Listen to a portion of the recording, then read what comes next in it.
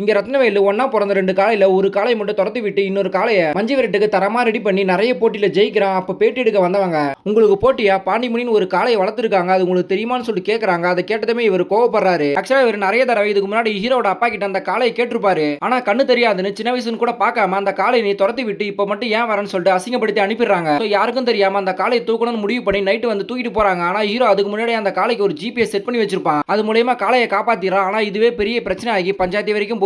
அப்ப ஹீரோ இந்த பிரச்சனை எல்லாம் நம்ம காளைக்கு எதனா ஆகிட போகுதுன்னு சொல்லிட்டு நான் காளையை திருப்பி கொடுத்துருன்னு சொல்லிட்டு சொல்லிடுறான். ஆனா இவனுக்கு நீ என்ன எனக்கு பிச்சையா போடுறான், அந்த காளையை எனக்கு எப்படி வாங்கணும்னு சொல்லிட்டு தெரியும், அங்க இருந்து கிளம்பிடுறான். பட் கொஞ்ச நாளே ஒரு மஞ்சு விரட்டுக்கு இந்த காளையை டெம்போல வச்சு கூட்டிட்டு போறாங்க. ஆனா இந்த ரத்னவேலு லாரியை வச்சு இடிச்சு அந்த காளையை ஆக்சிடென்ட் பண்ணிடுறான். அதை பார்த்த ஹீரோக்கு ரொம்பவும் கோவம் வந்து ரத்னவேல சம்மடி அடிச்சு கத்தியால குத்த வரான். ஆனா ஹீரோ ஒரு வாயிலா ஜீவனை நீ கொலை பண்ண ட்ரை பண்ணிருக்கானா, நீயே ஒரு மிருகம், உன்னை நான் கொலை பண்ண விரும்பலன்னு சொல்லிட்டு அங்க வந்து விட்டுட்டு போயிடுறான். இந்த ஸ்டோரியெல்லாம் கேட்ட இந்த பொண்ணு ரொம்பவும் ஷாக் ஆவரா. அப்ப எங்க மாமாவை யார் தான் கொலை பண்ணது கேட்கும்போது ஹீரோவோட அப்பா அது உன்னோட சித்தப்பாக தான் தெரியும், அவர்கிட்டே போய் கேட்டு பாருன்னு சொல்லிட்டு அங்க வந்து கிளம்பிடுறாரு. இப்ப